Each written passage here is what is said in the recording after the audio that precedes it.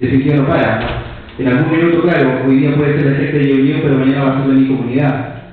Entonces, ¿qué voy a hacer ese día? ¿Qué ocurra en mi comunidad? Porque esto, en los juicios hacia los presos políticos, la persecución hacia el movimiento mapuche obedece básicamente a la persecución económica. Por lo que decía al principio, nosotros estamos en territorios muy ricos, ¿no?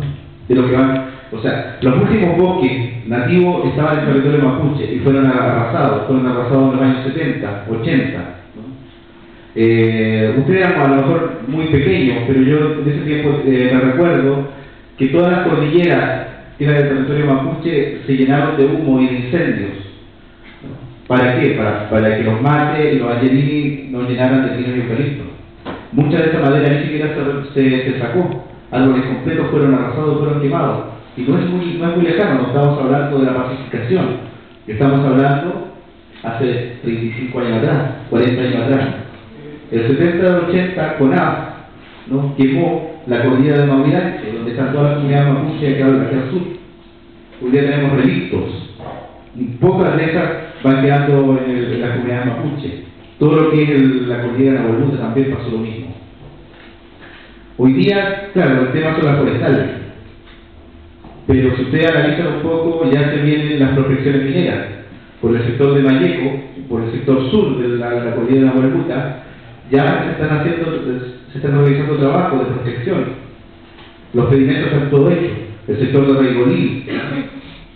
Hay otros temas, el tema del aeropuerto. Pero no solamente es el tema del aeropuerto, es el tema de la transmisión de las hidroeléctricas, de las centrales de paso, de las aguas, de los derechos de agua. ¿Qué va a pasar con nuestras comunidades, por ejemplo, cuando el agua se lo lleven las hidroeléctricas? ¿Qué va a pasar cuando los pocos hectáreas que van quedando en las comunidades pasen las torres de alta tensión que miden 70 metros de altura y tienen que tener más o menos 1 kilómetro por debajo para que no se produzcan incendios?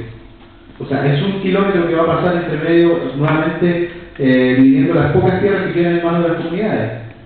Y ya hay trazados de hecho, teóricamente frente a la comunidad menos conflictiva sobre el tema de hidroincendio. Hay varios puntos, pero hay uno ya que se ha filtrado que parte desde Puerto Montt, pasa por territorio Huilliche, por el San Juan de la Costa, entra por todo el sector, se viene por Nehuina, Lecube, por todo el sector de la costa, hasta Tolten. Y Tolten entraría por Freire, nuevamente pasando por las comunidades, pasando por el sector de acá hacia Junco, Curacautín, y seguiría nuevamente por la cordillera, ¿no?, tratando de buscar los lugares normalmente de tierras mapuche, donde es mucho más fácil pasarle la caballería encima.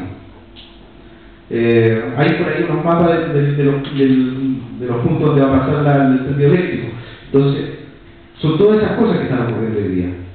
Y en ese contexto, lo que ocurre, el tema de los juicios es emblemático. Es emblemático porque en realidad se está midiendo la fuerza que tiene el mundo mapuche de por resistir.